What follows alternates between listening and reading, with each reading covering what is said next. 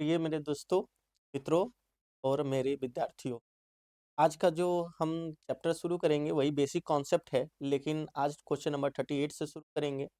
पहले वाली क्लास में हमने 1 से लेकर 37 तक के प्रश्नों को हमने देखा। उसमें हमने बेसिक इलेक्ट्रिकल में देखा कि कैसे वोल्टेज कैलकुलेट करना है, पावर कैलकुलेट करने के लिए आता था, एनर्जी कैलकुलेट करना है, कैपेसिटेंस और रेसिस्टर और इंडक्टर्स पे बेस्ड आपको क्वेश्चंस दिखाई दिए होंगे कि कैसे सॉल्व किए जाते हैं। ये बेसिक इलेक्ट्रिकल का मतलब है कि मुझे इंडक्टर के बारे में मालूम होना चाहिए, कैपेसिटर के बारे में मालूम होना चाहिए, रेसिस्टर के बारे में मालूम होना चाहिए, कैसा एलिमेंट है, एक्टिव है या पैसिव है, लीनियर है या नॉन लीनियर लीनियर है। ये सारे बेस पे क्वेश्चंस आते हैं, फिर न्यूमेरिकल आते हैं, जैसे कि करंट क्या होता है, चार्ज क्या हुआ करता है, चार्ज की इलेक्ट्रॉन्स की वैल्यू कितनी होती है, प्रोटॉन्स की वैल्यू क्या होती है, इलेक्ट्रॉन्स की मास वैल्यू कितनी होती है, चार्ज वैल्यू कितनी। ऐसे क्वेश्चंस, डिफरेंट टाइप के क्वेश्चंस हमने पहले वाली क्लास में हमने देखा था। आज की जो क्लास है, आज हम कंटिन्यू करेंगे उसके बाद से। तो पहले हम एक आप लोगों को उस दिन एक कविता सुनाया था हमने, बोला था कि मन के हारे हार है, मन के जीते जीत। तो जो व्यक्ति मन से हार जाता है वही अपनी सफलता को नहीं पा पाता है, नहीं तो व्यक्ति जो मन से जीत जाता है वही सफलता को भी पाता है। तो हमेशा व्यक्ति वही सफल होता है जो मन से जीता रहता है, क्योंकि मन में जो हम बार बार डालते हैं वही मन हमें दिलाता है।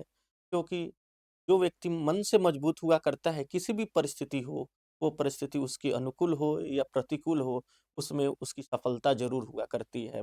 इसलिए बोला गया है, आपने देखा होगा कि हमेशा सुबह में बोला गया है, इस बोलने के लिए माता-पिता बोलते हैं कि आप एक प्रार्थना कीजिए, आप हमेशा सुबह उठ कर के एक प्रार्थना कीजिए कि मन में है विश्वास, मन में है विश्वास हम होंगे कामयाब एक।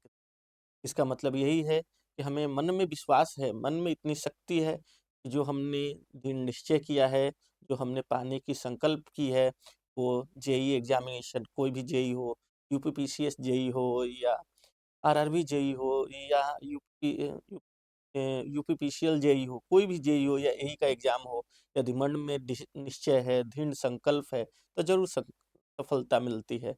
तो विद्यार्थियों, आज हम क्वेश्चन नंबर 38 से शुरू करते हैं। क्वेश्चन नंबर 38 को हम पढ़ते हैं, क्या कैलकुलेट करना है। ठीक है, calculate the resistance of the filament. किसके रेसिस्टेंस को कैलकुलेट करना है हमें? फिलामेंट के रेसिस्टेंस को कैलकुलेट करना है। पावर आपको दिया गया है, कितना दिया हुआ है? 50 वॉट पावर आपको दिया गया। वोल्टेज दिया गया है, कितना वोल्टेज दिया हुआ है? 100 वोल्ट दिया गया है आपको। यहाँ पर वोल्टेज की वैल्यू दी हुई है 100 volt bulb, 50 what 100 volt bulb के दिया हुआ है। तो रेसिस्टेंस निकालने के लिए आपको मालूम है P equal to V square upon R हुआ करता है। P की वैल्यू आपकी दी हुई 50 वॉट और वोल्टेज है आपका 100, तो यहाँ पर हमने रख दिया 100 का स्क्वायर, यहाँ लिख दिया R। यहाँ से हमने R को कैलकुलेट किया 100 इन 100 अपॉन 50, तो हमने कैलकुलेट जो किया तो R की वैल्यू आ गई 200 ओम। हम देखेंगे ऑप्शन में हमारा कौन सा मैच कर रहा है। हमने देखा कि ऑप्शन नंबर ए हमारा मैच कर रहा है। इसका मतलब है कि हमारे पास में ऑप्शन नंबर ए हमारा करेक्ट हो गया। आगे क्वेश्चन पूछ सकता है कि बताइए जो पावर है हमारा लीनियर शो करता है ग्राफ या नॉन लीनियर, लीनियर और नॉन लीनियर। तो थोड़ा सा हम पढ़ लेते हैं लीनियर और नॉन लीनियर के बारे में। तो y equals to m x plus c, ये इक्वेशन ऑफ स्ट्रेट लाइन हुआ करता है। इक्वेशन ऑफ स्ट्रेट लाइन ये हुआ करता है। और जो इक्वेशन ऑफ स्ट्रेट लाइन को फॉलो करता है, तो इक्वेशन ऑफ स्ट्रेट लाइन को जो एलिमेंट फॉलो करता है is called as a linear. जो इक्वेशन ऑफ स्ट्रेट लाइन को फॉलो करे उसको हम क्या कहेंगे? लीनियर कहेंगे। यदि सी को वैल्यू को 0 रख देते हैं तो y equals to m x. जैसे हम बोले कि v equals to i in r, इसका मतलब है v is directly proportional to r, proportional to i, direct equals to i into r. और यहाँ पर हम v equals to i r into i भी लिख सकते हैं। r हमारा कांस्टेंट। जैसे यहाँ पर m क्या है हमारा? स्लोप हुआ करता है, वैसे ही हमारा यहाँ पर r क्या हो गया? स्लोप हो गया। और हमने भी डायरेक्टली प्रोपोर्शनल टू आई दिया, इसलिए ये हमारा कैसा शो कर रहा है? लीनियर। लेकिन जब हम पावर और वोल्टेज के बीच में देखते हैं, पावर और वोल्टेज का बीच में रिलेशन जो होता है स्क्वायर में आता है, इसलिए ये कैसा शो करता है, लीनियरिटी को शो करता, नॉन लीनियरिटी को शो करता है। तो कभी भी एग्जामिनेशन में, कभी भी आपके परीक्षा में प्रश्न पूछे कि जो पावर वर्सेस वोल्टेज का जो ग्राफ है वो कैसा है, लीनियर, हाइपरबोलिक, पैराबोलिक, तो आपको कैसा ऑप्शन देना है, पैराबोलिक। पावर वर्सेस वोल्टेज का जो ग्राफ होता है हमेशा कैसा होता है, एक पैराबोलिक ग्राफ हुआ करता है। तो 3 प्रश्न आपको यहाँ से बन जाते हैं। पहला क्वेश्चन पूछा जाएगा, क्या ये लीनियरिटी को शो करता है, तो आपको उत्तर देना है नहीं। कैसा ग्राफ होता है, तो आपको बोलना है पैराबोलिक।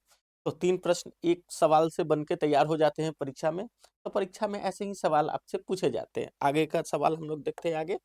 आगे का सवाल है कि एक सर्किट दिया हुआ है और सर्किट देने के बाद पूछ रहा है कि फाइंड करिए वैल्यू ऑफ करंट आई। तो किसकी वैल्यू करंट कैलकुलेट करने के लिए पूछा जा रहा है, आई की वैल्यू।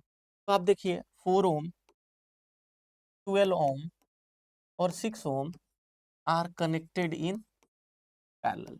कैसे कनेक्टेड है आप? पैरेलल में कनेक्टेड है। पैरेलल में कनेक्टेड होने के कारण मतलब वोल्टेज जो होगा सेम होगा सब रेसिस्टेंस के अक्रॉस में। यदि हम वोल्टेज कैलकुलेट कर ले तो इजिली हम करंट आई को कैलकुलेट कर सकते हैं।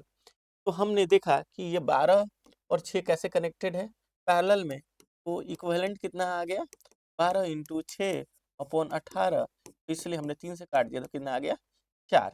तो हमने इसे सर्किट को फिर से ड्रॉ किया, हमारा सर्किट इस तरह से आ गया 4 ओम, और यहाँ पर भी क्या आ गया, 4 ओम। यहाँ कितना करंट है, 12 एम्पेयर का करंट है। अब देखिए क्या है कि ये 4 और 4 आपको है, इसका मतलब है कि ये दोनों पैरेलल में है। तो फिर आर इक्वलेंट 1 कितना हो जाएगा, आर इक्वलेंट 1 हो जाएगा 4 अपॉन 4 प्लस 4 इक्वल्स टू कितना आ गया, 2 ओम आ गया। अब आपके पास में क्या हो गया, ये 2 ओम का रेसिस्टेंस बचा, करंट कितना बचा, 12 एम्पेयर का। तो वोल्टेज कितना आया, 12 इंटू 2 इक्वल्स टू 24 वोल्ट। हमने बोला कितना वोल्टेज जो है तीनों रेसिस्टेंस के क्रॉस में सेम है, इसका मतलब ये कितना हो गया, 24 वोल्ट। ये कितना हो, 24 वोल्ट। ये कितना हो गया, 24 वोल्ट। करंट किसके क्रॉस में पूछ रहा है, 6 ओम के थ्रू। तो करंट थ्रू 6 ओम कितने वैल्यू हो गए, 24 upon 6 equals to 4 ampere. Option देखते हैं कौन सा मैच कर रहा है, 5 एम्पेयर गलत, 2 एम्पेयर गलत, 6 एम्पेयर गलत। तो ऑप्शन में क्या आ गया, 4 एम्पेयर। ये तो 6 ओम के थ्रू करंट फाइंड करने के लिए बोला गया है।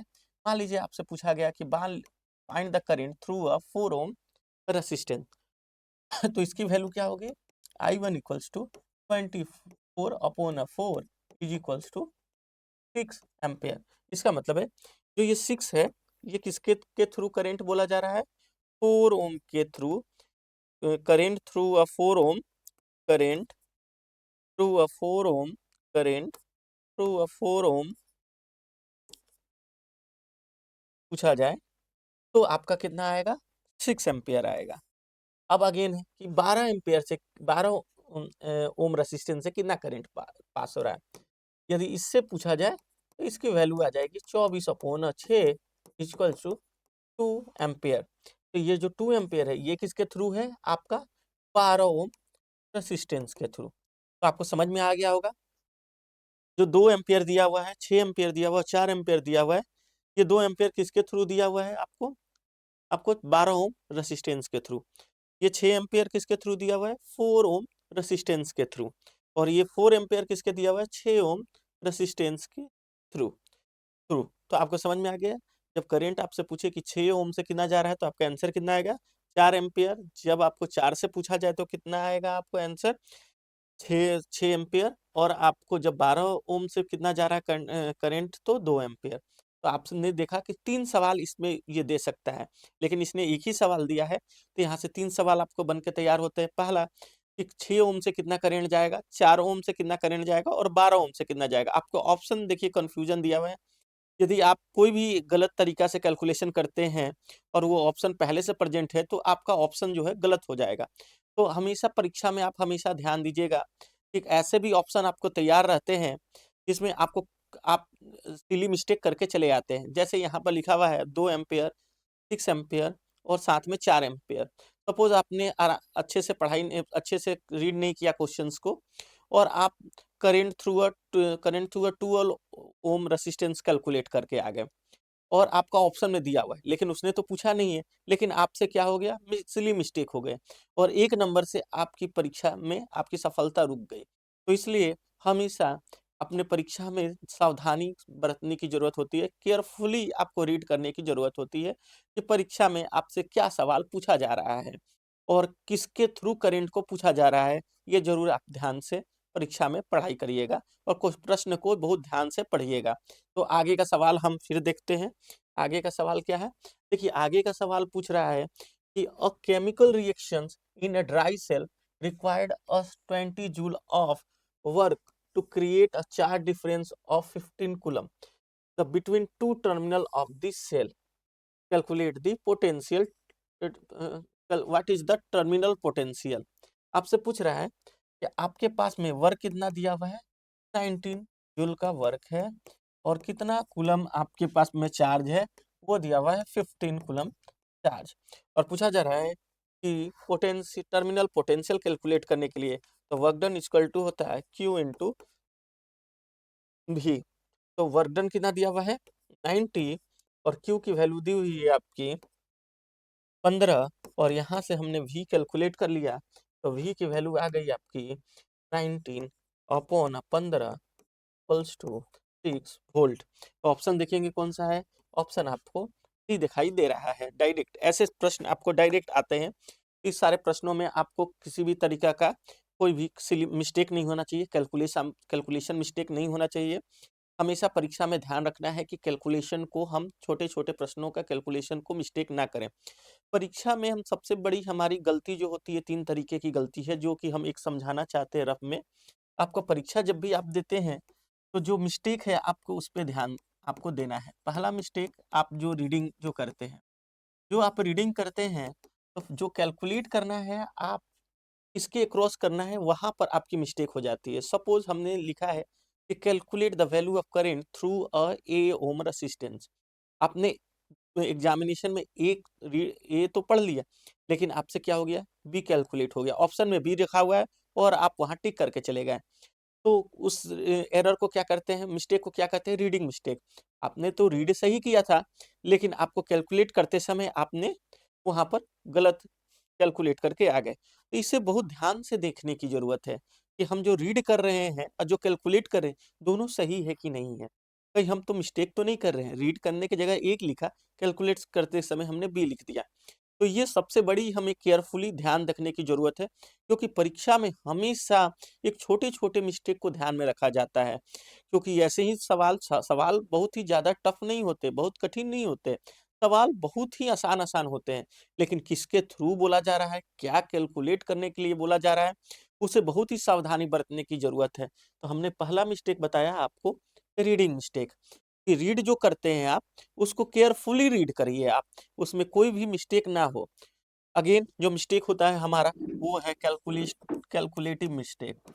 कैलकुलेटिव मिस्टेक में क्या होता है कि जब हम कैलकुलेशन करते हैं, तो कभी क्या होता है कि प्लस के जगह पे हम वहाँ पर मिस्टेक कर दिया करते हैं या माइनस के जगह पे आप मिस्टेक कर देते हैं या मल्टीप्लिकेशन की जगह पे मिस्टेक कर देते हैं, जो एकदम सिली मिस्टेक होता है आपको कैलकुलेशन के समय। तो सबसे बड़ी हमें सावधानी जो बरतनी है, वो है हमारा कि हम मिस्टेक कम से कम करें। कैलकुलेटिव मिस्टेक हम कम से कम ध्यान करें, क्योंकि कैलकुलेशन यदि आपके छोटे प्रश्नों में कम हो रहा है, इसका मतलब है कि आप परीक्षा से बाहर होते जा रहे हैं। क्योंकि बहुत सारे बच्चे हैं, जो कि बहुत ही अच्छे हैं, जिनका कैलकुलेशन बहुत ही है और सीट तो लिमिटेड हुआ करती है। सीट तो ऐसी नहीं होती है कि बहुत सारे हैं, जितने बच्चे हैं उतने ही सीट दे दिया जाता है। तो प्रतियोगिता का मतलब ही होता है, कंपटीशन का मतलब ही होता है कि आपकी कैलकुलेशन कैसी है, आपका रीडिंग कॉम्प्रिहेंशन कैसा है, आप रीड कितना जल्दी कर पाते हो, सवालों को कितना जल्दी समझ पाते हो। ये बहुत बड़ी चीज़ें होती है परीक्षा के लिए। परीक्षा में हो सकता है कि जो बच्चा आपसे मध्यम हो, आपसे कमज़ोर हो, वो ज़्यादा सफल हो जाए, क्योंकि उसकी हो सकती है कि आराम से वो कैलकुलेट करता हो, वो आराम से हो सकता है कि रीड करता हो। तो पढ़ना बहुत ही सावधानी से है, कैलकुलेट करना बहुत सावधानी से है। तो हमको बताएं कि दो तरीका का सबसे बड़े मिस्टेक, एक रीडिंग और दूसरा कैलकुलेटिव, और तीसरा आपके जो मिस्टेक हुआ करती है वो होती है ऑप्शन। ऑप्शन को भी ध्यान से देखना है। कभी कभी ऑप्शन हमारा ए, सी, बी और डी दे दिया करता है, ये भी हमको बहुत ध्यान से देना है। कभी कभी हमें A B C D option नहीं दिखाई देते हैं, कभी कभी ऑप्शन में हमारा दिखाई देता है ए सी बी डी, तो ये भी ऑप्शन को बहुत ध्यान से देखना है कि कहीं ये मिस्टेक हमारा तो नहीं हो रहा है, हमारा आंसर ए में है और हो सकता है ए ऑप्शन नीचे में हो, ऑप्शन नंबर डी ऊपर में हो, तो ऐसे भी मिस्टेक को हमें बहुत ध्यान से देखने की जरूरत है। तो हमने आपको बताया 3 तरीके की मिस्टेक हम हमेशा परीक्षा में करते हैं। पहला जो मिस्टेक है हमारा रीडिंग, कि जब भी हम प्रश्नों को पढ़ें तो बहुत ही सावधानी से पढ़ें। देखिए कि क्या कैलकुलेट करना है और क्या-क्या डेटा को दिया गया है। इसको पहले हमें बहुत सावधानी से पढ़ने की जरूरत है। अगेन, जब हम कैलकुलेट करने जाएं, जो प्रश्न दिया है उसको सावधानी से कैलकुलेट करें। ऐसा ना हो कि 6 इंटू 5 30 के जगह पे हमें 40 लिखा जाए, 6 इंटू 5 की जगह पे हमारा 25 लिखा जाए। ऐसे ऐसे आपकी यदि मिस्टेक होते हैं तो परीक्षा से बाहर होना स्वाभाविक हुआ करती है। और चौथा तीसरा जो मिस्टेक है, आपको ऑप्शन भरते हुए, ऑनलाइन का जमाना है, ये बहुत अच्छी चीज है, लेकिन ऑनलाइन में भी आपको ऑप्शन देखने हैं कि कैसे दिए हुए हैं, ए बी सी डी दिए हुए हैं कि ए सी बी डी दिए हुए हैं, कैसे ऑप्शन दिए गए हैं, कैसे हमें उस ऑप्शन को कैसे दिए गए, क्योंकि कभी कभी हमारे प्रश्नों में ऑप्शन को हम जम्बल कर देते हैं, कभी ऑप्शन को हम डी डी सी बी ए लिख देते हैं, कभी कभी हम ऑप्शन को ए बी सी डी लिखते हैं। तो ये बहुत जरूरी है आपको कि परीक्षा में हमेशा आप सावधानी बरतें, कैलकुलेशन को सही से करें, रीडिंग को सही से करें। तो चलिए फिर हम अपने प्रश्नों को देखते हैं। ये क्वेश्चन पूछ रहा है कि resistivity of a pure germanium under the normal operating condition is, मतलब क्वेश्चन है कि रेसिस्टिविटी जो है प्योर जर्मेनियम का नॉर्मल ऑपरेटिंग कंडीशन में क्या हुआ करता है। तो इसका ऑप्शन है सीधा बी ऑप्शन 60 ओम सेंटीमीटर। तो रेसिस्टिविटी आपने देखा, तो रेसिस्टिविटी का एक यूनिट यदि पूछ देगा तो आपको मालूम होना चाहिए R इक्वल्स टू होता है रो एल अपॉन ए। R आपका रेसिस्टेंस हुआ करता है और रो आपका रेसिस्टिविटी हुआ करती है। तो आपको यहाँ से यदि यूनिट कैलकुलेट करने के लिए बोले तो रो इक्वल्स टू हो जाता है R इंटू ए अपॉन एल। तो यहाँ से आपकी वैल्यू आ जाएगी, आर की हो गई ओम, ए का मान लीजिए मीटर स्क्वायर और यहाँ हो गया मीटर, तो आपकी जो यूनिट हो गई ओम मीटर। तो रेसिस्टिविटी की जो यूनिट हो जाती है वो क्या हो जाती है, हमारा ओम मीटर हुआ करता है। आगे के प्रश्नों को पूछ रहा है कि इसमें से कौन सा ऑप्शन जो है रॉन्ग है। Select the wrong option related to the statement given below. आप समझ गए होंगे, इसमें which of the option is correct ना पूछ करके क्वेश्चन पूछ रहा है which of the option is wrong. आपको समझ में आ गया होगा। कभी कभी प्रश्न में ऐसे भी क्वेश्चन पूछे जाते हैं और हम हमेशा फ्लो में रहते हैं, तो रॉन्ग के जगह पे हम क्या पढ़ लेते हैं, यस पढ़ लेते हैं। तो ये सावधानी बरतने की जरूरत है। बहुत बहुत सारे प्रतियोगिता में करेक्ट ऑप्शन ना पूछ करके हमेशा रॉन्ग क्वेश्चन पूछता है और हमारा ध्यान हमेशा यस पे रहने के कारण से हम ये सिली मिस्टेक करके चले आते हैं। इसने पूछा है कि विच of the following option is wrong. The same current flow through the all part of circuit. पहला ऑप्शन हम देखेंगे, same current flow the all part of the circuit. Again लिखा है द पावर आर एडिटिव। आगे देखिए question में है statement below the main characteristics of series resistance series circuit is that. क्या है ऑप्शन में यहाँ पर, सीरीज सर्किट। आप ध्यान से देखिएगा प्रश्नों को, यहाँ क्या दिया हुआ है, सीरीज सर्किट से पूछ रहा है। आपको हमेशा प्रश्नों को देखना है कि क्या पूछ रहा है, main characteristics of series circuit. तो आपको मालूम होना चाहिए कि same current flow through all part of the current. इसका मतलब है कि ये रेसिस्टेंस R1, ये रेसिस्टेंस R2, ये रेसिस्टेंस R3। तो जब resistance R1 R2 R3 connected हुआ करता है सीरीज में, तो हमारा करंट क्या होता है, सेम करंट पास हुआ करता है। लेकिन जो वोल्टेज हुआ करता है वो क्या होता है, डिफरेंट हुआ करता है। In a series voltage are different but current are same. जब भी सीरीज में सर्किट कनेक्ट हुआ करती है तो करंट जो उससे पास होती है वो हमेशा हर रेसिस्टेंस से सेम पास होती है, लेकिन जो वोल्टेज हुआ करता है वो क्या होता है, डिफरेंट हुआ करता है। तो जो ऑप्शन है वन क्या हो गया, राइट हो गई।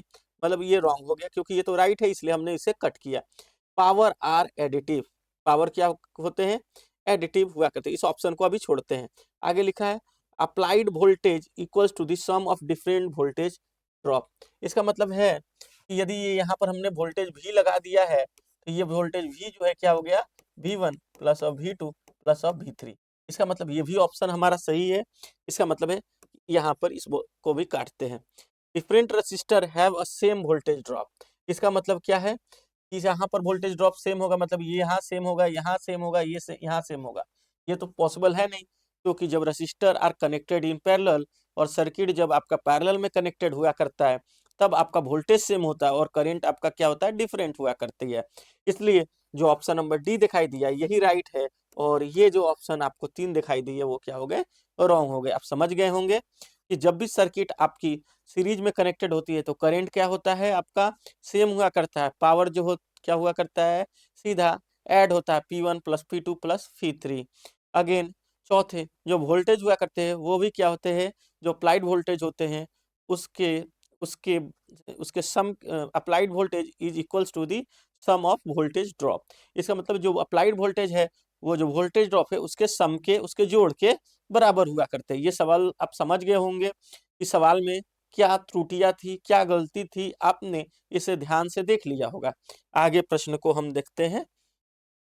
देखिए लिखा हुआ है द एनर्जी सोर्स, आप ध्यान से देख रहे होंगे, the energy source flow a steady current of 2 ampere to 10 second in a electric bulb if it emit 2.3 kilojoule of energy in the form of light and thermal energy, then find the voltage drop in the bulb।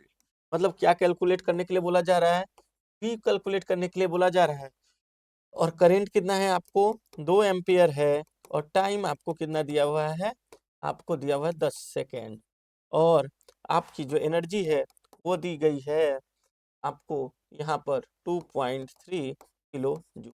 आपको पहले की class में मालूम है कि V/I/P is equals to energy. तो यहाँ से क्या कैलकुलेट करेंगे, 2.3 इंटू 10⁻³ इंटू 2 इंटू 10 अपॉन, यहाँ आवर में हमने को कन्वर्ट करना है तो हम यहाँ पर क्या लिखा हुआ है हमारा एनर्जी, किलो आवर, मतलब 3600 से हमने इसे कर लेते हैं, या हम इसको हम हटा देते हैं 3600 से, यहाँ हम केवल 2 लिख देते हैं कि इंटू 2 इंटू 10। तो हमने क्या किया, V equals to 2.3 into 10⁻³ upon 10 into 2, यहाँ से कैलकुलेट आया है 115 वोल्ट के करीबन। तो जो ऑप्शन में क्या है, ऑप्शन नंबर सी आपका सही है। आपको सवाल समझ में आया होगा, सॉल्यूशन भी समझ में आया होगा। ये डायरेक्ट फॉर्मूला पे बेस्ड है, E इक्वल्स टू V/I, और T जब हम अप्लाई करते हैं तो डायरेक्ट हम यहाँ से क्या करते हैं, एनर्जी को कैलकुलेट किया कर लेते हैं। यहाँ पर कोई भी आपको डाउट नहीं हुआ होगा। आगे एक प्रश्न को हम सॉल्व करते हैं। आगे का प्रश्न है if the resistance has following colour code find the value of resistance. क्या पूछ रहा है कि वैल्यू ऑफ रेसिस्टेंस की वैल्यू क्या होगी यदि इस कलर कोड दिया गया है। तो आपको मालूम है, आपको कलर कोड के लिए आपको मालूम है V Roy, Great Britain, V Roy Great Britain, very good wife, very good wife, V black, brown, red, orange, yellow, grey, green, grey, red. तो चलिए हम यहाँ से ऑप्शन को ग्रे, यहाँ से हम लिखते हैं ग्रे। अब ऑप्शन देखते हैं, पहला क्या है हमारा, ग्रे। तो 0 1 2 3 4 5 6 यहाँ पर दिखाई दे रहा है, और ऑप्शन में क्या, ग्रे, रेड, ग्रीन, सिल्वर। आगे क्या है आपको, इफ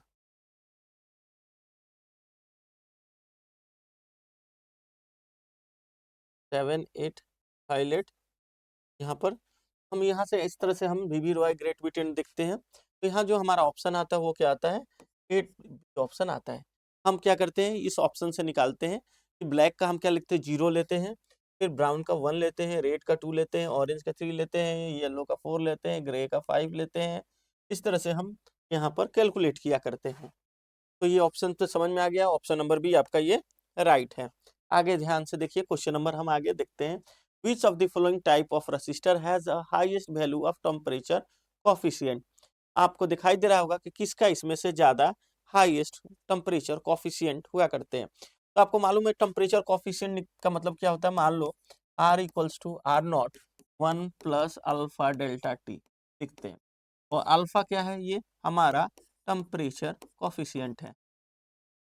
ये क्या है हमारा टेम्परेचर कोफिशिएंट।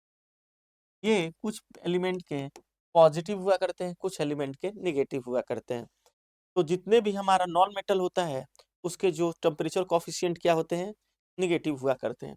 तो ये पूछ रहा है, तो कार्बन इसमें पूछ रहा है कि किसके सबसे highest value of temperature coefficient, जो हाईएस्ट टेम्परेचर कोफिशिएंट किसके सबसे ज्यादा है, जो ऑप्शन में दिया गया है। तो किसके सबसे ज्यादा हाईएस्ट है, कार्बन मेटल, कार्बन कॉम्पोजिशन है ना, कार्बन मिश्रण मिश्रण है, उसके जो आपको टेम्परेचर कॉफिशिएंट जो होते हैं वो सबसे हाईएस्ट हुआ करते हैं। ये क्या है, मेमोरी बेस्ड क्वेश्चन हुआ करते हैं, इसको हमें याद रखना पड़ता है। इसको कुछ ऐसा नहीं होता है कि कुछ हमारा एक्सपेरिमेंट है, जब भी इस टाइप के क्वेश्चन आते हैं ये रिसर्च किया जाता है, रिसर्च के बाद ऐसे क्वेश्चंस को लाए जाते हैं। लेकिन ये बीटेक लेवल और डिप्लोमा लेवल पर इसके हम डेरिवेशंस नहीं करते हैं या कैसे कैलकुलेट नहीं करते हैं। इसके लिए पहले हमें ऑर्गेनिक कंपाउंड में जाना पड़ता है, ऑर्गेनिक कंपाउंड के बाद में उसके हमको बॉन्ड को देखना पड़ता है, बॉन्ड को देखने के बाद में हीट को उसको हीट सप्लाई किया जाता है, फिर देखा जाता है कि क्या हीट देने से इसकी जो बॉन्ड है वो टूटती है या नहीं टूटती है। उसके अकॉर्डिंग हम यहाँ पर लगाते हैं कि किसकी ज़्यादा हाईएस्ट है। तो ये जो सवाल है ऐसे हम देखें तो ये रिसर्च बेस्ड है, इस पे रिसर्च बहुत सारे रिसर्च हुआ करते हैं, उसके अकॉर्डिंग फिर वो उसको हम पेपर में लाते हैं। लेकिन जब सवाल पूछे जाते हैं तो इसको हमें मेमोरी मतलब डायरेक्टली मुझे याद करना पड़ता है। तो आगे का प्रश्न हम देखें, आगे का प्रश्न है the current flow through the conductor is 5 ampere. कितना करंट फ्लो कर रहा है कंडक्टर से, 5 एम्पेयर का। देन इलेक्ट्रॉन पर second will flow in the conductor at any passage. तो इसकी क्या पूछ रहा है, इलेक्ट्रॉन पर second flow in the conductor at any passage, मतलब आपको समझ में आ गया होगा। पूछ रहा है इलेक्ट्रॉन पर सेकेंड कितना फ्लो करेगा, तो आपको मालूम है I equals to N into E upon T लिखते हैं, और यहाँ पर हम क्या लिखते हैं, I equals to N upon T की वैल्यू कैलकुलेट करने के लिए बोल रहा है। और जो चार्ज है इसका वैल्यू होता है 1.6 इंटू 10⁻⁹। आप जानते होंगे ये हमारा टी क्या है, हमारा टाइम है, एन क्या है हमारा number of electrons, N is equals to number of electrons, N क्या है हमारा नंबर ऑफ इलेक्ट्रॉन्स है, और टी क्या है हमारा टाइम हुआ करता है। इसलिए यहाँ जब हम कैलकुलेट करते हैं तो एन अपॉन टी की वैल्यू क्या कैलकुलेट करेंगे हम, आई कितनी दी हुई है आपको 5, यहाँ 1.6 इंटू 10⁻⁹, इसको ऊपर लेके जाएंगे, की वैल्यू होगी 10/16 इक्वल टू 10 पावर ना। इसलिए इसकी वैल्यू जब हम कैलकुलेट करेंगे तो इसकी वैल्यू आएगी लगभग 10 टू द पावर यहाँ पर प्लस, तो 3 आया, के बाद हमने 30 दिया, तो फिर हमने कितना 16×3 = 48, तो 16×1 = 31.35। ऑप्शन नंबर आपको डी ऑप्शन सही होगा, आप कैलकुलेशन करके देख सकते हैं, ऑप्शन नंबर डी जो है आपका वो सही है। आगे हम आपको बताना चाहेंगे परीक्षा के बारे में, फिर से थोड़ा हम डिस्कस करते हैं। परीक्षा जो होती है 1 डे एग्जामिनेशन जो होती है, बहुत ही टफ एग्जामिनेशन नहीं होती है, वो कुछ फैक्ट बेस्ड होती है, कुछ लॉजिकल होती है, कुछ कॉन्सेप्चुअल होती है, कुछ न्यूमेरिकल बेस्ड क्वेश्चंस आया करते हैं। तो डिफरेंट कैटेगरीज में बैठते हैं, आपको सिलेबस जरूर मालूम होगा। बेसिक इलेक्ट्रिकल से क्वेश्चन आते हैं, कुछ मशीन से आते हैं, कुछ पावर सिस्टम से आते हैं, कुछ बेसिक इलेक्ट्रॉनिक्स से क्वेश्चंस आते हैं। टेक्निकल तो सारे बच्चे को लगभग लगभग आया करता है लगभग, जो कि मेन डिसाइडिंग फैक्टर होता है, क्योंकि पार्ट 1 जब आप क्लियर कर लेते हैं और पार्ट 2 में जाते हैं तो 100 नंबर के आपके टेक्निकल क्वेश्चन होते हैं। 100 में जिस बच्चे ने 85 या 90 के बीच 100 में क्वेश्चन को सॉल्व करता है उसी का सिलेक्शन होता है। क्योंकि यहाँ पर जो मार्क्स को गेन करना बहुत ही आसान हुआ करता है। इसमें आप इज़िली 85 टू 90 नंबर ला सकते हैं। आपके पास यदि थोड़ा-सा बेस स्ट्रॉन्ग हो, आपके कॉन्सेप्ट क्लियर हो, तो आप इज़िली 85 से 90 क्वेश्चन ला लेते हैं। उधर जो 50 क्वेश्चन आते हैं, उसमें आपको 25 क्वेश्चन्स लाने की ज़रूरत पड़ती है। तो क्वेश्चंस आपने देखे होंगे, क्वेश्चन बहुत ही टफ नहीं होते, क्वेश्चंस इजी होते हैं। आपके थोड़ी सी स्पीड, एक्यूरेसी का रीजन मैंने बताया कि मिस्टेक जो होती है फर्स्ट रीडिंग में हो जाती है, कभी कैलकुलेशन में होती है, ऑप्शन में हो जाती है, कभी हमें क्वेश्चंस को पढ़ने में ही हम मिस्टेक कर देते हैं। तो ये सारे मिस्टेक को यदि हम दूर करते हैं, क्वेश्चन को प्रॉपर लगाते हैं, तो हम 85 से 100 के बीच 90 के बीच के जो प्रश्न हैं, 100 में पूछे टेक्निकल गए हैं, इजिली हम उसे सॉल्व कर लेते हैं, ले लिया करते हैं। हर बार जेई के बारे में तो मालूम है कि आपको क्या-क्या किस टाइप के क्वेश्चंस पूछे जाते हैं, जिसमें आपको करंट अफेयर्स पूछे, रीजनिंग के बाद में आपको एप्टीट्यूड और टेक्निकल आपके क्वेश्चन पूछे जाते हैं। तो जितने भी बच्चे प्रति आरआरबी की तैयारी हो या यूपी जेई हो या कोई भी जेई एग्जामिनेशन की तैयारी करते हैं, उनसे मेरी एक ही रिक्वेस्ट प्रार्थना रहती है कि जो प्रश्न आ रहा है, उसको गलती ना करिए। जो प्रश्न आ रहा है, उसको सबसे पहले आप अटेम्प्ट कीजिए। अटेम्प्ट करने का तरीका आपका सबसे पहले है कि हम पहले वो प्रश्न को अटेम्प्ट करेंगे जो आता है पहले। उसके बाद जो ईज़ी वाले न्यूमेरिकल वाले को हम इज़िली जो न्यूमेरिकली सॉल्व हो जा रहा है, उसको दूसरे बारे में करेंगे। पहले में क्या है, जो फैक्ट्स है, जो आया हुआ है, जो प्रीवियस ईयर में क्वेश्चन्स आए हुए हैं, पहले उसको कर लेंगे, फिर अगेन हम न्यूमेरिकल को करेंगे। थर्ड हम क्या करेंगे, जो टफ क्वेश्चंस है, जो लॉजिक बेस्ड है, जो कॉन्सेप्चुअल बेस्ड है, उसको हम करेंगे। तो इस तरीका से यदि हम 100 क्वेश्चंस को 50 मिनट में पहले कर लेते हैं, उसके बाद 5 से 10 मिनट फिर रिवीजन के लिए करते हैं, तो हम 85 टू 90 क्वेश्चंस को इजीली सॉल्व कर सकते हैं। तो आपने देखा होगा कि सबसे पहले 50 मिनट्स में हमें सारे 100 क्वेश्चन को हमें पढ़ लेना है, मतलब कि तीनों तरीका से सॉल्व कर लेना है। फर्स्ट जो फैक्ट बेस्ड है, जो डायरेक्ट डेटा पूछा गया है, जो कहीं ना कहीं क्वेश्चन में प्रीवियस आया हुआ है, पहले उसको हमें 15 से 17 मिनट में उसे कंप्लीट कर लेना है। फिर 15 से 20 मिनट्स हमें रखना है जो न्यूमेरिकल बेस्ड क्वेश्चन है। न्यूमेरिकल बेस्ड क्वेश्चन में टाइम नहीं लगता है, बस कैलकुलेशन आपका थोड़ा फास्ट होना चाहिए। तो 20 मिनट्स में आप जो न्यूमेरिकल क्वेश्चन आए हुए हैं, 20, 25, 30, 40, 45 जितने भी क्वेश्चन आए, आप उसको सॉल्व कर लेते हैं। अगेन जो 15 मिनट्स बचती है, आपको 15 टू 16 मिनट आपको उस क्वेश्चन पे देना है जो लॉजिकल है, जो थोड़ा कॉन्सेप्ट बेस पे है, इसमें थोड़ी कॉन्सेप्चुअल जरूरत है, जो पहली बार वो क्वेश्चन आए। जब ये 50 मिनट्स आपके टाइम हो जाता है, तो फिर 10 मिनट्स आपको देनी है, कहीं मेरे रॉन्ग तो नहीं हो गए, ऑप्शन तो मैंने रॉन्ग नहीं कर दिया, कैलकुलेशन तो रॉन्ग नहीं कर दिया, क्योंकि आप एक एक क्वेश्चंस को आपके देखने हैं। हो सकता है कि आपके एग्जामिनेशन में आपके एक क्वेश्चंस रॉन्ग हो, लेकिन आपके साथ में क्या हो रहा है, 0.33 जा रहा है, इसका मतलब आपने कितना लेकर गया है, 1.33 आपके रॉन्ग हो गए।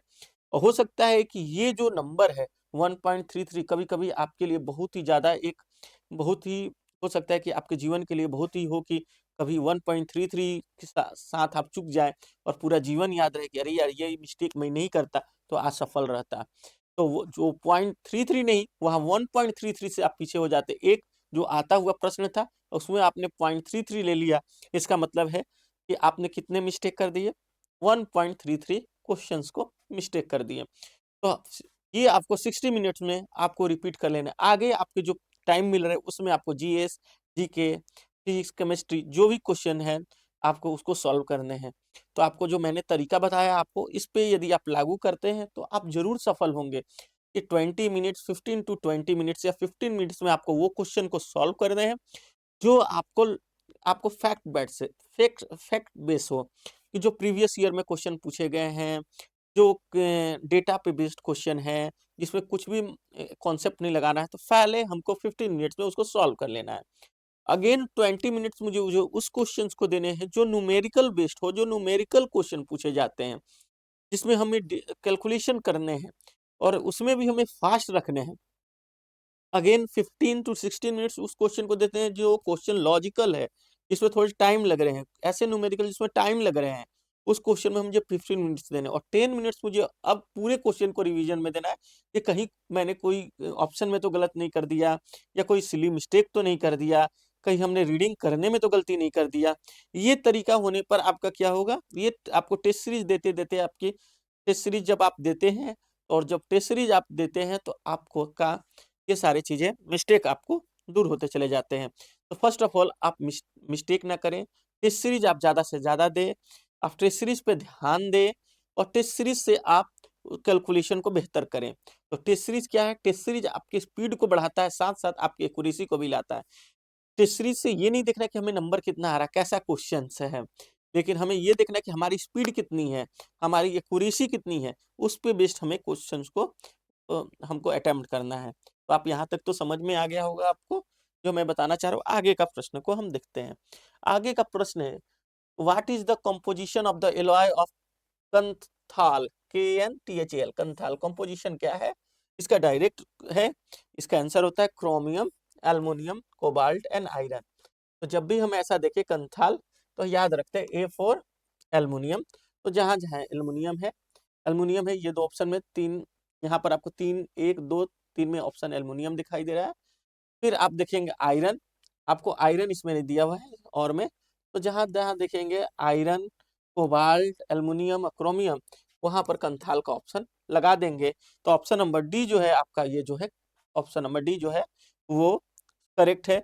ये आया है DMRC 2018 में 10/4 को जो एग्जाम लिया गया। आगे का प्रश्न को देखते हैं। आगे के प्रश्न को देखिए सावधानी से। लिखा calculate the length of the wire required for electric radiator to dissipate 1 kilowatt when connected to 230 volt supply if the coil of the radiator are made of a wire of 0.5 mm and diameter having the resistivity of 60 micro ohm centimetre. तो क्या पूछ रहा है आपको, length पूछ रहा है, calculate the length of a wire, और यहाँ पर पूछ रहा है if the coil of the radiator are made of a 0.5 mm in a diameter. तो डायमीटर कितना दिया हुआ है आपको, यहाँ पर 0.5 mm। पहले हम इसको मीटर में कर दें, तो मीटर में क्या हो गया 10⁻³ मीटर। रेसिस्टिविटी क्या दी हुई है, रेसिस्टिविटी दी हुई है यहाँ पर 60, यहाँ पर 60 आपको रेसिस्टिविटी है, आपको कितना दी हुई है रेसिस्टिविटी, यहाँ पर आपकी रेसिस्टिविटी दी हुई है 60।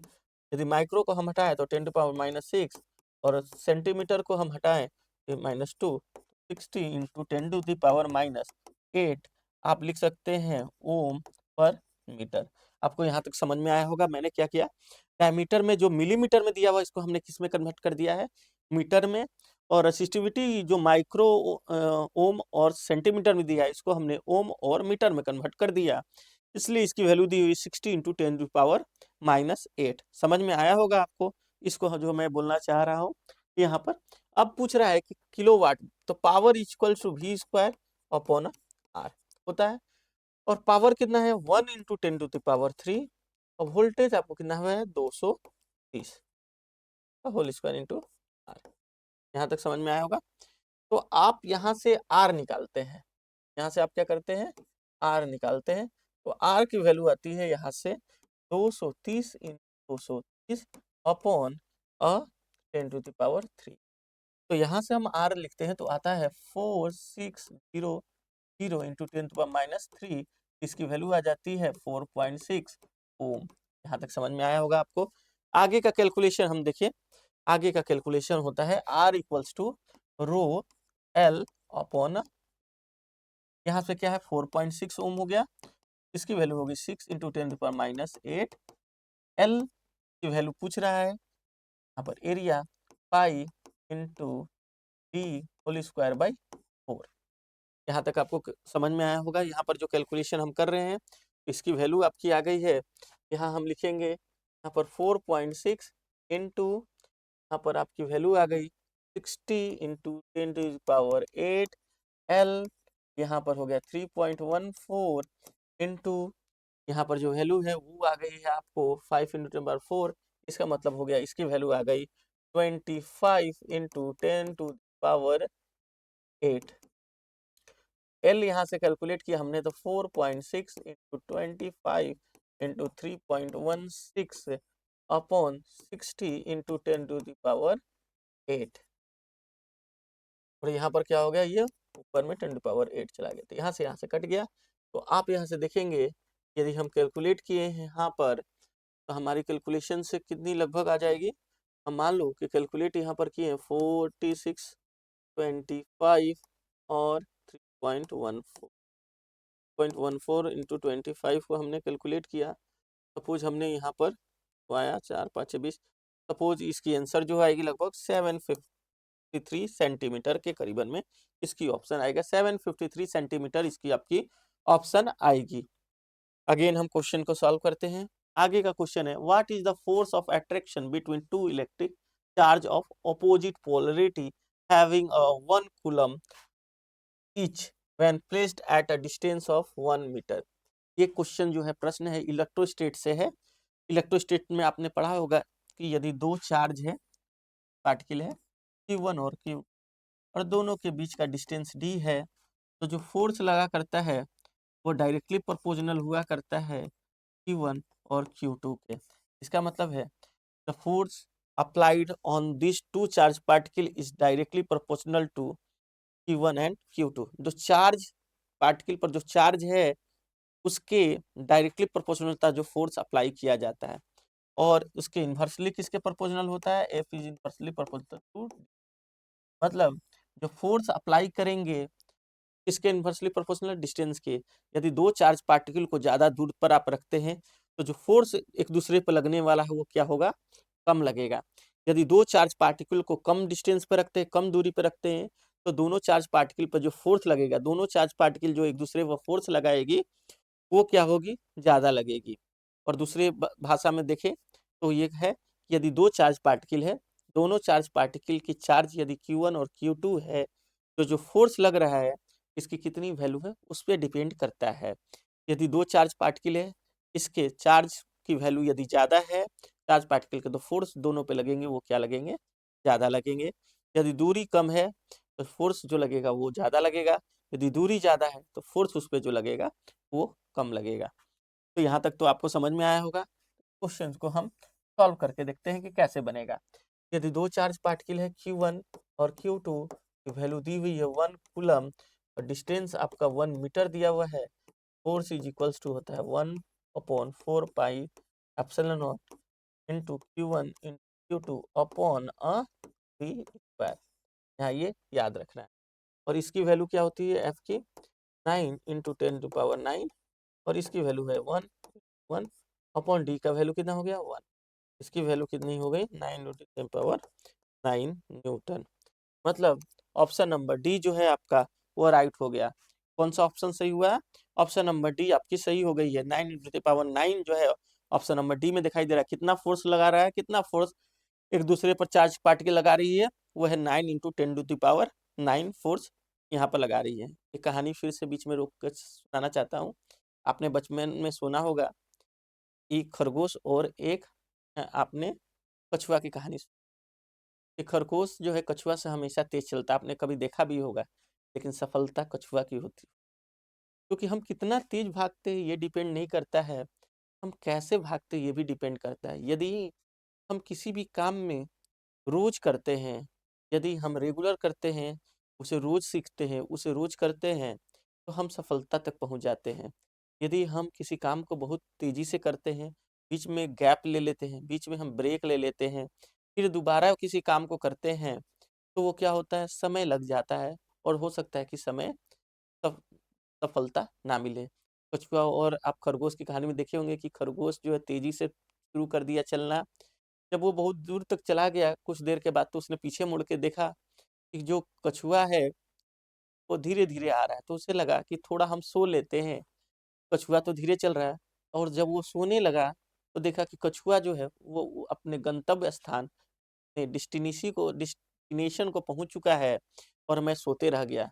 तो ये कहानी कछुआ और खरगोश की नहीं है, ये मनुष्य को भी एक बताती है कि दो स्टूडेंट हैं, एक बहुत ही ब्रिलियंट है, बहुत ही तेज तरार है, उसे लगता है कि मैं तो 6 महीना के अंदर ही इसे कर लूंगा, और क्या कहता है बहुत तेजी से पढ़ता है, बहुत अच्छा कैलकुलेशन करता है, रेगुलर आता है, लेकिन 6 महीने के बाद में वो ब्रेक कर देता है। 4 महीना तक वो क्लास नहीं आता है, यूट्यूब चैनल पे नहीं देखता है, वो रेगुलर पढ़ाई नहीं करता है, कहता है कि अरे यार क्या है, 2 महीने की तो बात है, एग्जामिनेशन 2 महीने की बाद है, 3 महीने की बात है, 4 महीने की बात है। और देखता है कि मैं तो और पीछे लोगों से तो बहुत तेज हूँ, वो लोग को तो कुछ नहीं आता है, वो धीरे-धीरे चलते हैं, धीरे-धीरे काम करते हैं और उसमें वो सो जाता है, सुस्त हो जाता है, स्लो हो जाता है। और जो स्लो वाले जो कैंडिडेट है, रेगुलर के कारण से, अपनी रेगुलरिटी के कारण से वो सफलता को पा लिया करते हैं। तो सफलता किसमें आती है? सफलता उसी व्यक्ति को मिलती है जो रेगुलर है। क्यों? क्योंकि जो व्यक्ति रेगुलर है, वही सफलता को पा सकता है। क्योंकि जो काम हम रोज़ करते हैं, उस काम में हम इस तरह से एक पारंगत हो जाते हैं कि वो काम हमारा आसान लगने लगता है। ये तो आपने सुना ही होगा। आपने देखा ही होगा कि हिरन और शेर, शेर कभी भी किसी जानवर को आगे से दबोचता नहीं है, आगे से अटैक नहीं करता है। क्योंकि शेर को मालूम है कि जो जानवर है, हो सकता है मेरे से ताकतवर हो और मेरे से ज़्यादा तेज़ दौड़ने वाला हो। तो हिरन देखते होंगे पतला-दुबला होता है, बहुत ही तेज़ दौड़ता है, बहुत ही तेज़ हो सकता है, लेकिन उसकी सबसे बड़ी असफलता क्या होती है? उसके अंदर की है। हिरन को लगता है कि मैं पतला-दुबला हूँ, मैं इसका ज और शेर में क्या है? शेर के अंदर साहस होती है। उसे मालूम है कि मैं किसी भी जानवर को डरवा सकता हूँ, किसी पे अटैक हो सकता है। हाथी उससे बलवान है, देखिए ऊँट उससे बलवान है, उससे बहुत सा बरसिंघा उससे बलवान है, लेकिन वो विजयी कौन होता है? किसको बोला गया जंगल का राजा? वो शेर है। क्योंकि साहस सबसे बड़ी महत्वपूर्ण चीज़ें है कि आप कितने तेज़ हैं, कितने आप स्किल है, इस पे नहीं होता, आपके अंदर की साहस कितनी ज़्यादा है। तो व्यक्ति के अंदर साहस है, वही आगे सफलता और भी तरफ जाता है। तो साहस, निडरता ये एक जीवन की सबसे बड़ी एक जीवन की सफलता मानी जाती है। आपने पढ़ा होगा, जो व्यक्ति निर्भय है, जो व्यक्ति के अंदर कोई डर नहीं है, जो व्यक्ति के अंदर में साहस है, वही व्यक्ति हर ऊंचाई को पा सकता है। देखते होंगे कि जब व्यक्ति के अंदर में शारीरिक कमजोरी है, उसके बावजूद भी आंतरिक सफलता, आंतरिक शक्ति के कारण से उसके अंदर साहस की बढ़ोतरी होती है और उस साहस, आंतरिक साहस से वो उच्च चोटी तक भी पहुंच जाता है। आपने सारे उदाहरण भी देखे होंगे, आपके सामने बहुत सारे उदाहरण भी दिखाई दिए होंगे। आपने माझी का नाम सुना ही होगा, जिसने वहाँ पर एक रोड बना दिया था, आपने कहानी देखा, उसके फिर फ़िल्म निकली बनी गई। क्या था वो सिंगल आदमी ने उसने पहाड़ को तोड़-तोड़ के एक रोड बिहार सरकार को दे दी। ये साहस का परिणाम हुआ करता है। तो साहस सबसे बड़ी चीज़ें होती है कि आपके अंदर में कितनी साहस है और साहस का आप उपयोग क्या करते हैं। 2 तरीका का उपयोगिता होती है। एक समाज के लिए कर रहे हैं या अपने लिए कर रहे हैं। हिटलर की तो कहानी तो सुनी ही होगी कि हिटलर के अंदर भी साहस था, तभी तो पूरे दुनिया पे वो राज करने का वो सुनिश्चित किया कि मुझे पूरी दुनिया पर राज करना है। इसलिए क्या उसने किया, सेकेंड वर्ल्ड वॉर तो आपको मालूम ही होगा कि हिटलर के कारण ही हुआ था कि उसे दुनिया पे राज करना था। और सेकेंड वर्ल्ड वॉर का कारण आपको मालूम है था कि व्यापार था। कि हर देश चाहती थी कि मेरी सत्ता हो, मेरी राज हो। तो हिटलर पूरी दुनिया पर जैसे ब्रिटिश सरकार की थी, ब्रिटेन सरकार की थी, तो वो ब्रिटिश सरकार को उखाड़ के फेंक देना चाहता था और अपना संतुलन तैयार करना चाहता था। दुनिया पर अपना परचम लहराना चाहता था। तो उसके अंदर साहस तो थी, लेकिन वो साहस क्या थी? एक नेगेटिव साहस थी, नकारात्मक के अंदर में साहस थी। तभी तो उसने जिनोसाइड करवाया, उन्होंने यहूदियों को मरवाया। इतने यहूदियों को उसने मरवाया, इतने यहूदियों को उसने खत्म कर दिया, केवल अपनी महत्वाकांक्षा को पूरा करने के लिए। महत्वाकांक्षा सही है, लेकिन महत्वाकांक्षा किस टाइप से? यदि आपके समाज के लिए खतरनाक है, यदि आपकी महत्वाकांक्षा, तो वो नकारात्मक आपकी साहस है। यदि समाज को बढ़ाने के लिए है, समाज को कुछ देने के लिए है, तो वही सकारात्मक आपकी मानी जाती है साहस।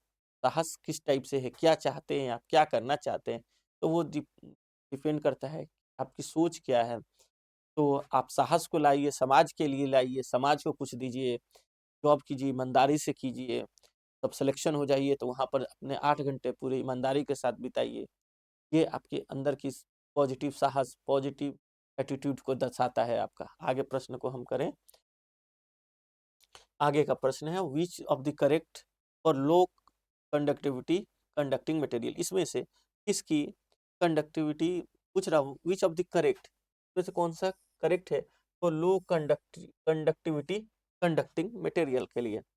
बोल रहा हाई रेसिस्टिविटी लो रेसिस्टेंस, यदि क्या है यहाँ पर ये लो रेसिस्टेंस तो कैसे हाई कंडक्टिविटी मटेरियल, ये कैसे हो सकता है, उसका उल्टा कैसे हो सकता है हाई कंडक्टिविटी लो रेसिस्टिविटी, ये भी गलत है। यदि यदि लो कंडक्टिविटी कंडक्टिंग मटेरियल है तो उसकी रेसिस्टिविटी क्या होगी, वो हाई हो जाएगी। इसलिए ऑप्शन क्या होगा, इसका ऑप्शन क्या होगा, ए होगा। लो रेसिस्ट कंडक्टिविटी कंडक्टिंग मटेरियल है तो इसका ऑप्शन क्या हो जाता है, high resistivity conducting material, high resistivity material, ये इसका ऑप्शन क्या, ऑप्शन नंबर ए। इसकी ऑप्शन क्या हो गई, ऑप्शन नंबर ए। आगे का प्रश्न है the charge flowing in a conductor is, कितना चार्ज फ्लो कर रहा है कंडक्टर से, टी, टी पे power 2 minus 5 t micro coulomb. Calculate the current flowing in a conductor at t equals to 30 second. तो आपको मालूम होगा कि i equals to d q by d t हुआ करता है। जो d q by d t है इसको हम डिफ्रेंशिएट करते हैं, बाई डी टी है, यहाँ पर है T T square minus of 5t। यहाँ पर जब हमने सॉल्व किया तो यह 6t माइनस ऑफ 5t, और t की वैल्यू आपकी दी हुई है, t आपको दिया हुआ है 3, यहाँ आपने लिखा 3 माइनस 5, यहाँ लिखे 10 टू द पावर माइनस 3, और यहाँ पर 18 माइनस 5, इसलिए इसका आ गया 13 इंटू 10 टू पावर माइनस 3। यदि मिली एम्पेयर में है तो इसकी ऑप्शन क्या हो गई, ए। इसका मतलब क्या है, एक क्वेश्चन पूछ दे सकता है, ये तो क्वेश्चन है D q by d T पर। तो हम मालूम है कि करेंट को क्या डिफाइन करते हैं, rate of change of charge per unit time is called as a current. जिस रेट से आपके चार्ज में बदलाव आता है टाइम के साथ उसको हम क्या कहते हैं, करेंट बुआ करते हैं।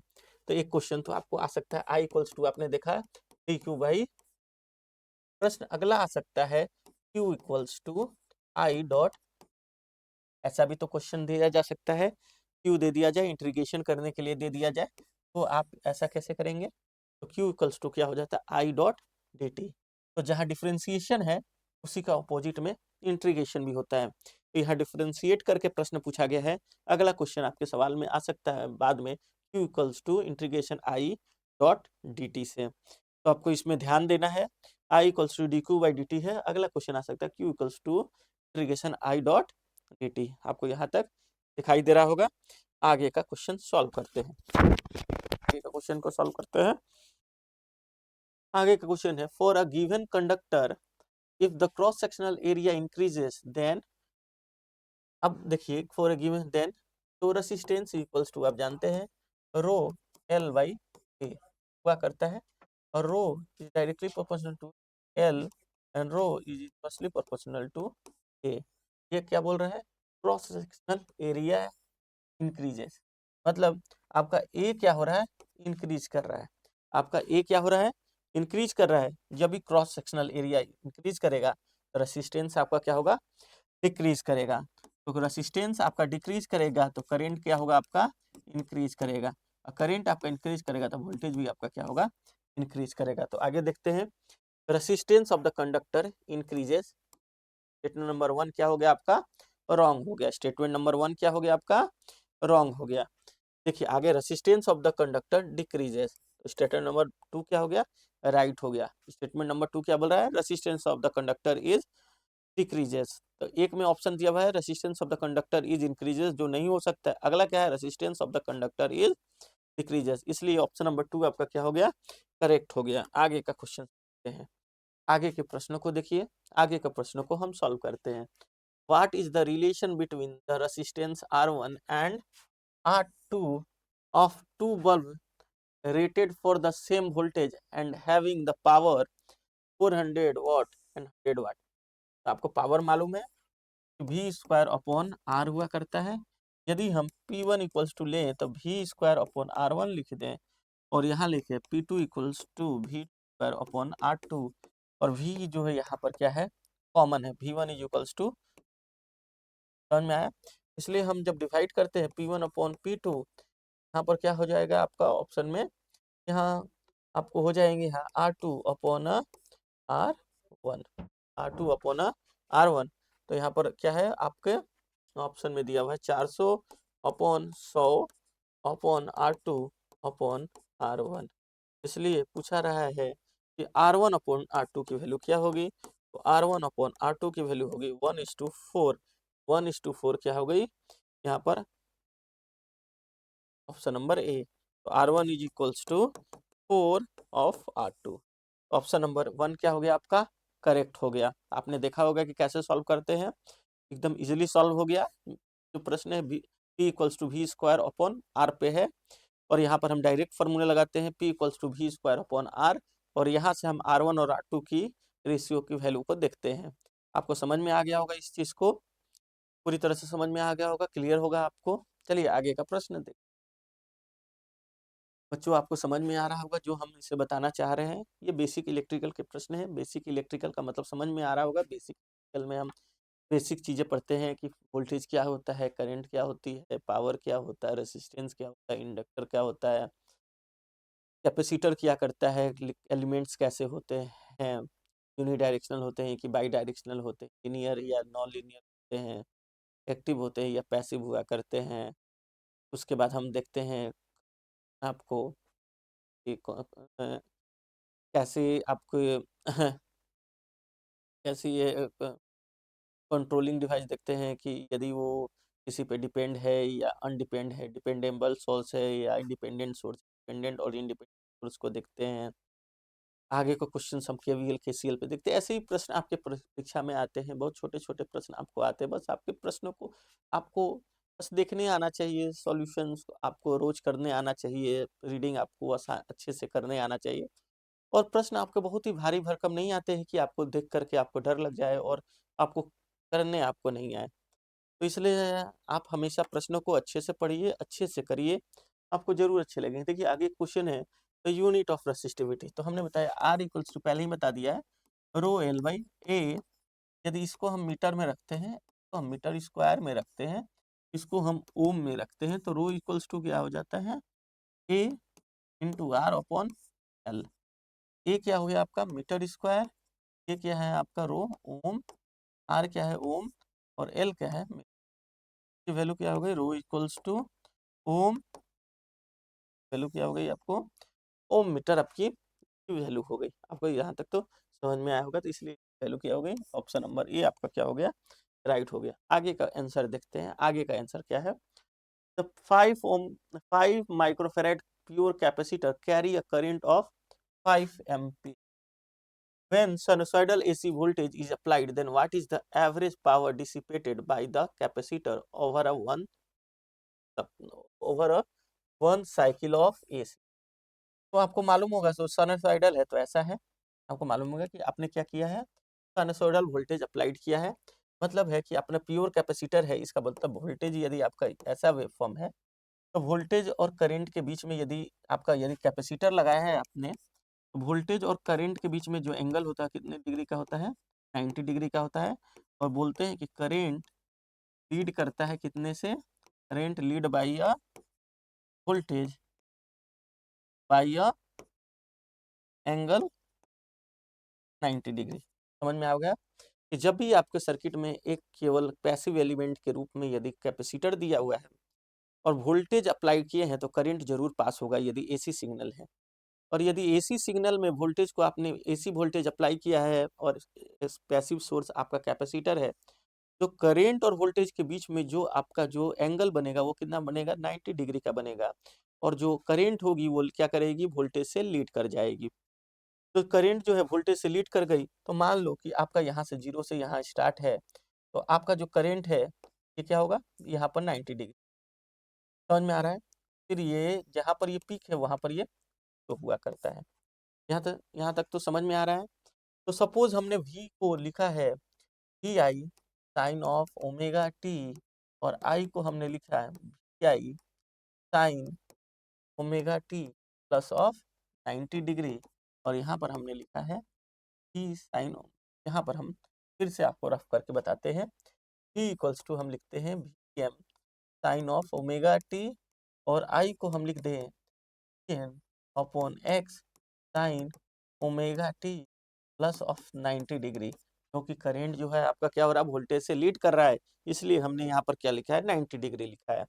इसलिए आई इक्वल्स टू क्या हो गया आपका, आई इक्वल्स टू हो गया V M upon X cos of omega लेकिन जब पावर की बात आती है तो हम क्या लिखते हैं, V इंटू आई।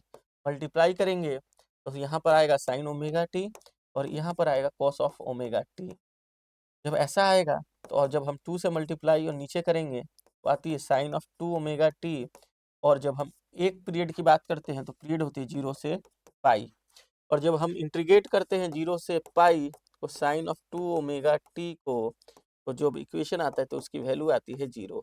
इसलिए जो प्योर कैपेसिटर जब कैरी करता है 5 एम्पेयर करेंट को, जो पावर डिसिपेट होगा कैपेसिटर के थ्रू वो कितना होगा, 0 होगा।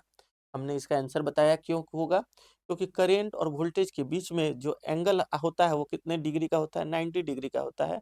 और करंट जो होती है वोल्टेज से लीड कर जाती है by voltage by angle 90 degree. इसलिए power dissipated by the circuit और कैपेसिटर इज 0, क्योंकि कोई भी पावर डिसिपेट, क्योंकि दूसरा कारण है कैपेसिटर जो है एनर्जी स्टोरिंग डिवाइस है। कैपेसिटर जो है एनर्जी को स्टोर किया करता है in the form of electric field, इसलिए वो कोई भी पावर को डिसिपेट नहीं करेगा। तो एवरेज पावर डिसिपेट डायरेक्टली भी हम आंसर में 0 लिख सकते हैं, क्योंकि रजिस्टर ही ऐसा एक पैसिव एलिमेंट है जो कि पावर को डिसिपेट करता है। अदरवाइज जो इंडक्टर और कैपेसिटर होते हैं पावर को स्टोर करते हैं या तो in the form of electric field में या तो in the form of magnetic field में। इतना आपको समझ में आ रहा होगा। तो जब भी कोई स्टोर करता है एनर्जी को तो वो डिसिपेट नहीं कर सकता है।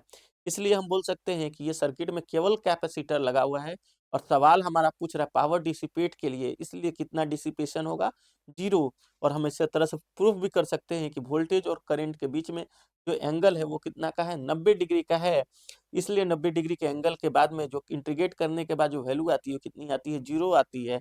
इसलिए हम प्रूफ कर देते हैं कि जो power dissipation by a capacitor is कितना हो जाता है, 0 होता है। आगे का प्रश्न को देखते हैं। ये आगे का प्रश्न है, ये आरआरबी 2010 में पूछे गए प्रश्न है। आगे पूछता है determine the value of current in ampere that flow through a resistor of 9 ohm when potential difference between two the end of the resistor is 36। तो क्या कैलकुलेट करने के लिए बोल रहा है, करेंट को। आपके पास में आर की वैल्यू दी हुई है 9 ओम, ई की वैल्यू दी 6 वोल्ट और आई इक्वल्स टू लिख रहा है V बाई आर। तो V की वैल्यू आपकी आ गई 36 और आपकी ओम की वैल्यू आ गई 9, इसलिए आई की वैल्यू कितनी आ गई, 4 एम्पियर। जो ऑप्शन इसमें दिया रहेगा वही आपका करेक्ट है। इसमें से कौन सा ऑप्शन करेक्ट है, ऑप्शन नंबर सी। इसलिए ये ऑप्शन नंबर सी में क्या था, 4 एम्पियर, इसलिए ये क्या हो गई, करेक्ट हो गई। आगे प्रश्न देखते हैं।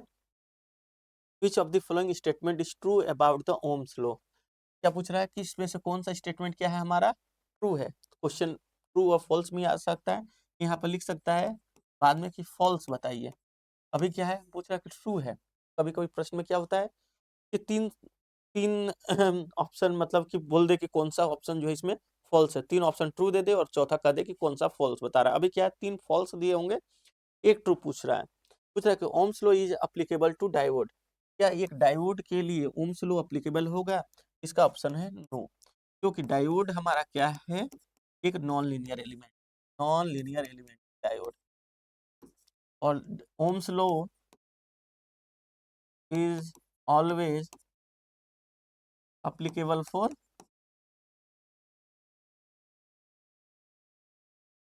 Linear element. किसके लिए होता है, लीनियर एलिमेंट। ओम्स लॉ हमेशा के लिए अप्लीकेबल है, लीनियर के लिए होता है। और डायोड हमारा कैसा है, नॉन लीनियर है, इसलिए क्या है, ये जो हमारा ओम्स लॉ है वो डायोड के लिए अप्लीकेबल। आगे इसका समझ, ohm's law is not applicable to diode. क्या ओम्स लॉ अप्लीकेबल है डायोड के लिए, यस, ऑप्शन नंबर बी तो सही। आगे देखते हैं, ohm's law is applied to a voltage regulator, नहीं ये भी नहीं है, वोल्टेज रेगुलेटर के लिए भी नहीं। आगे का सवाल देखिए आप, आगे का सवाल है आपको, ohm's law is applicable to transistor, नहीं ये भी रॉन्ग है। मतलब ओम्स लॉ क्या है, हमेशा एप्लीकेबल होता है 3 के लिए, याद रखिएगा, एक रेसिस्टर के लिए, दूसरा कैपेसिटर के लिए, तीसरा इंडक्टर के लिए। तीनों क्या होते हैं, लीनियर एलिमेंट्स होते हैं, पैसिव एलिमेंट्स होते हैं। एनर्जी, दो तो एनर्जी को स्टोर करते हैं, तीसरा एनर्जी को डिसिपेट करता है in the form of heat, और दूसरा in the form of electric और मैग्नेटिक फील्ड वो स्टोर किया करते हैं। लेकिन जो डायोड है, जो रेसिस्टर है, जो आपको वोल्टेज रेगुलेटर है, वो क्या करते हैं, ओम्स लॉ को नहीं फॉलो करते हैं। तो आप इतना याद कर लिए, जो भी सेमीकंडक्टर आप पढ़ते हैं, जब भी आप सेमीकंडक्टर डिवाइसेस पढ़ेंगे, सेमीकंडक्टर में ट्रांजिस्टर पढ़ेंगे, सेमीकंडक्टर, जब आप ट्रांजिस्टर पढ़ेंगे, फेट पढ़ेंगे, मॉसफेट पढ़ेंगे, आईजीबीटी पढ़ेंगे, जो भी चीज़ें आप पढ़ेंगे, जो भी चीज़ें पढ़ेंगे, उसमें क्या है, ओम्स लॉ को नहीं वो फॉलो करता है, क्योंकि जो ओम्स लॉ को फॉलो करने के लिए हमेशा लीनियर ग्राफ होनी चाहिए। जो लीनियरिटी को फॉलो करता है वही ओम्स लॉ को फॉलो कर सकता है। लेकिन जो ट्रांजिस्टर हुए, जो डायोड हुए, जो आपके वोल्टेज रेगुलेटर हुए, ये सारे जो है ओम्स लॉ को फॉलो नहीं किया करते हैं। इसलिए ये ओम्स लीनियर नहीं हुआ करते हैं, इसलिए ये जो है ओम्स लॉ को फॉलो नहीं करते हैं। आपको यहाँ तक तो समझ में आ गया होगा ये सारी चीज़ें।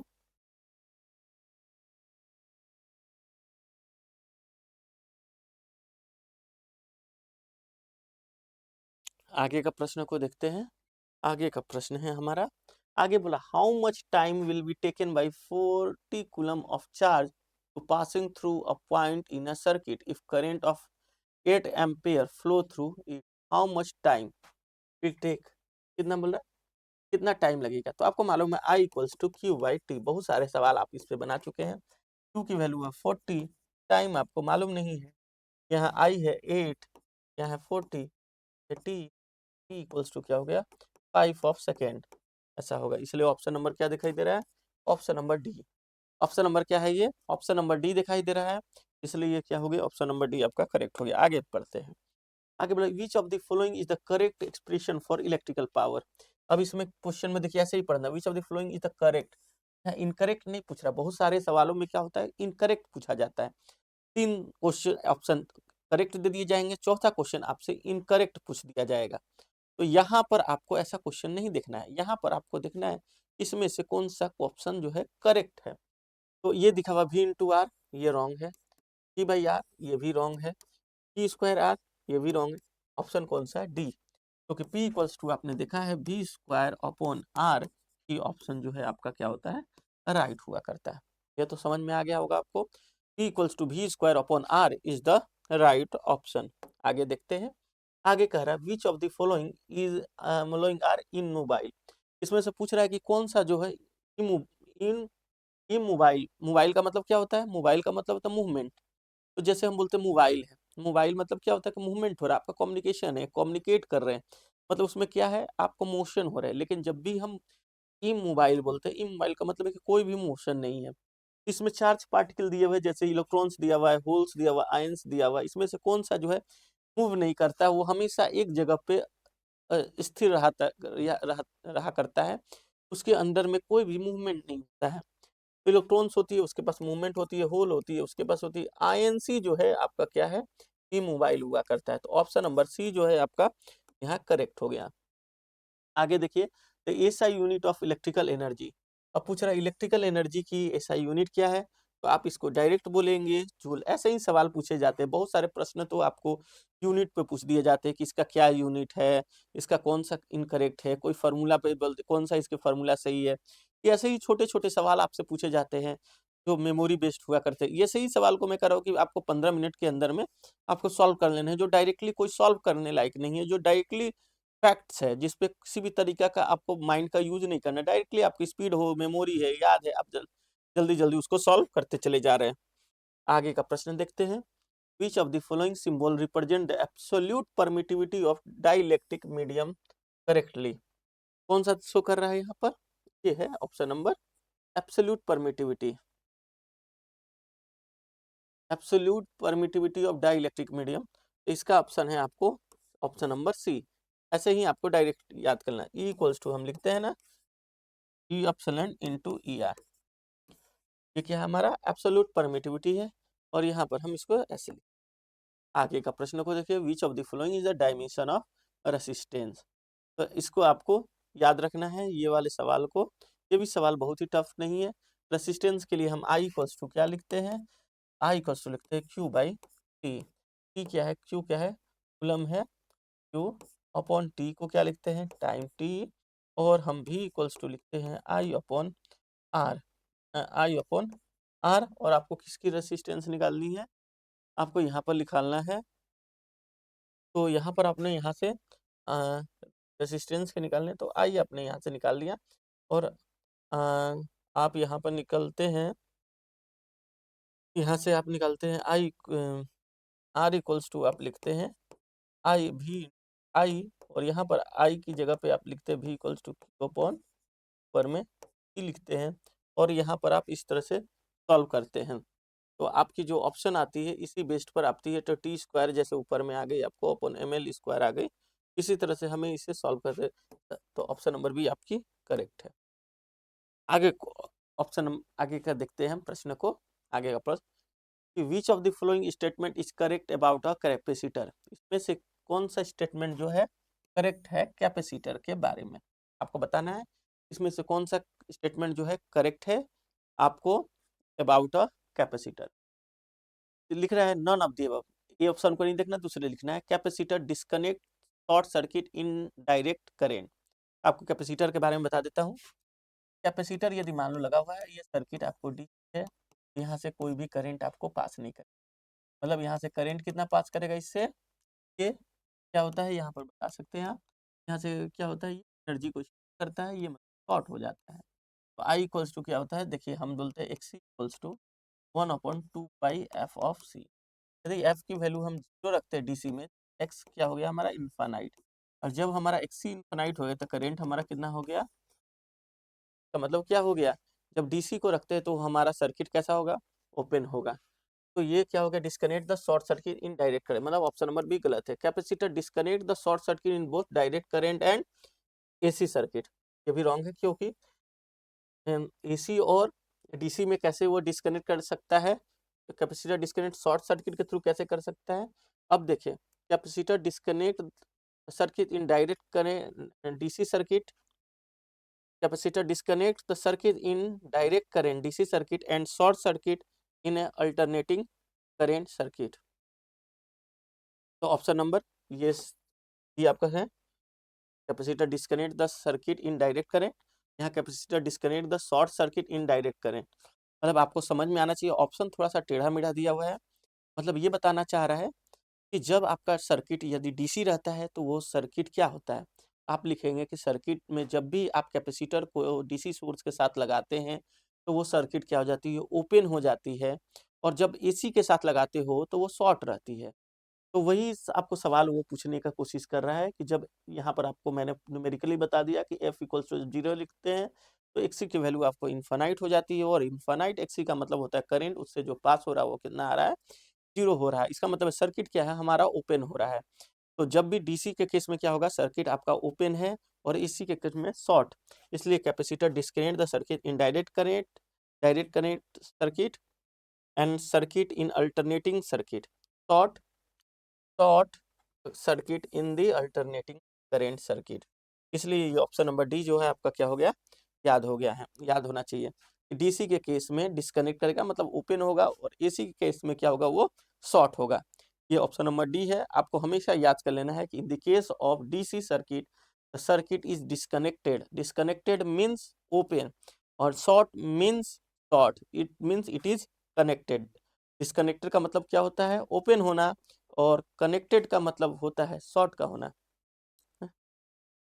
आगे फिर क्वेश्चन देखें, आगे का क्वेश्चन है अर्ग is the unit of measurement for a, किसका होता है, यहाँ पर पूछ रहा है कि एनर्जी का होता है कि पावर का होता है कि वोल्टेज का होता है कि इम्पीडेंस का। जैसे मैंने बोला कि बहुत सारे प्रश्न आपको फैक्ट बेस होते हैं, फैक्ट पे आपके प्रश्न पूछे जाते हैं, तो ये सवाल जो है आपका फैक्ट बेस है, तो ऐसे सवालों को आपको गलत नहीं करना है। ये सब सवाल आपको सेकेंडों में बनने वाला है, ये इसकी आंसर जो है क्या है, आपकी एनर्जी है। तो ये आंसर इसकी क्या हो गई, एनर्जी हो गई। तो अर्ग किसका यूनिट होता है, एनर्जी का यूनिट होता है। पावर का यदि पूछा जाए तो क्या होगा, वॉट होगा, और वोल्टेज का आपको वोल्ट होगा, और इम्पीडेंस का भी यूनिट क्या होता है, ओम हुआ करता है। आगे सबसे बोले एम्पियर इज ऐसा यूनिट ऑफ, देखिए ऐसे ऐसे सवाल भी पूछे गए हैं। ये कब पूछे गए हैं, 2017 में पूछे गए सवाल है, कोंकण रेलवे ने पूछा है ये सवाल को। तो एम्पियर किसका यूनिट होता है, करंट का। देखिए कितना सवाल है, आईटीआई लेवल के सवाल को पूछा गया है यहाँ पर। कितने मध्यम, कितने आसान आसान से सवाल पूछे जाते हैं, यूनिट पे बेस्ड सवाल पूछे जाते हैं, ज्यादा देखना भी नहीं। बहुत ही हल्के सवाल पूछे जाते हैं, तो ऐसे सवाल को पूछना है। जैसे अब आरआरबी कोलकाता जेई 2009 में पूछे गए सवाल कैसे आते हैं। देखिए लिखा हुआ है, if 12.25 into 10 to the power 16 electrons passing through a conductor in 1 second, then how much current will be। पूछ रहा कितना करंट इससे पास करेगा। तो हमको मालूम है I इक्वल्स टू लिखते हैं एन ई अपॉन एन क्या होता है, number of electrons, E charge of electrons, and T is the time. N क्या होता है, नंबर ऑफ इलेक्ट्रॉन्स, एन क्या है, number of electrons, is a charge of electrons, and T is time. क्या है हमारा, टाइम है।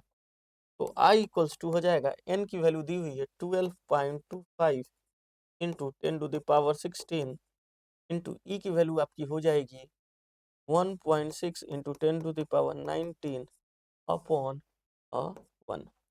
इसकी वैल्यू क्या हो गई, आई की 12.25 into 1.6 into 10 to the power-3 आया। यहाँ पर मिली पूछ रहा है तो हटाइए यहाँ पर। अब इसकी आंसर आएगी 12 को 16 से मल्टीप्लाई कर, 6 5 से 30, 6 दूनी के 12 3 15, 12 13 और 6 कम 6, 1 5 2 2 1 6 0 6, और यहाँ पर क्या हो गया 6 6 12 1। कैलकुलेशंस यहाँ पर हम देखें 1 2 2 है ना, यहाँ पर क्या हो गया 6 2 8 हो गया। ऑप्शन में क्या है 18.6। ऑप्शन नंबर 20 के क्या हो गए, सही हो गए। ये प्रश्न क्या है, कैलकुलेटिव बेस्ड प्रश्न रखे गए हैं। कुछ नहीं, फॉर्मूला याद करना है, एन ई अपॉन टी।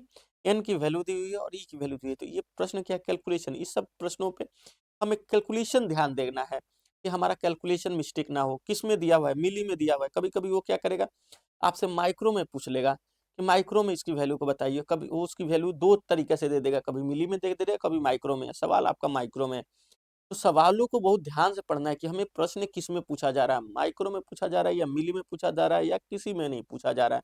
और कैलकुलेशन आप देख रहे होंगे कि ये सारे सवाल कैलकुलेशन पे बेस्ड होते हैं। आपका कैलकुलेशन कभी भी रॉन्ग नहीं होना चाहिए, आपका कैलकुलेशन छोटे छोटे सवालों में हमेशा राइट हुआ करना चाहिए।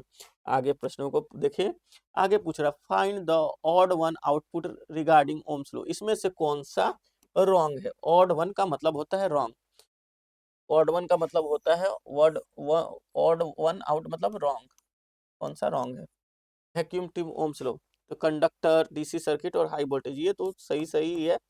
ऑप्शन नंबर क्या है ए, वैक्यूम ट्यूब जो है ओम्स लॉ में नहीं आता। वैक्यूम ट्यूब जो होता है नॉन लीनियरिटी होती है, नॉन लीनियर होता है, इसलिए वो ओम्स लॉ को नहीं फॉलो करता है। इसलिए और इसमें से जो तीन जो है सही है, ओम्स लॉ को फॉलो करते हैं। केवल वैक्यूम ट्यूब जो है आपके ओम्स लॉ को नहीं फॉलो करता है, इसलिए ये जो ऑप्शन दिए गए हैं वो क्या है हमारा रॉन्ग दिया गया है। यहाँ पर आगे के प्रश्नों को हम ध्यान से पढ़ते हैं। आगे का प्रश्न दिया हुआ है सर्किट पे और पूछ रहा है find the electrostatic energy store between the terminal ए और बी। कितना एनर्जी स्टोर होगा।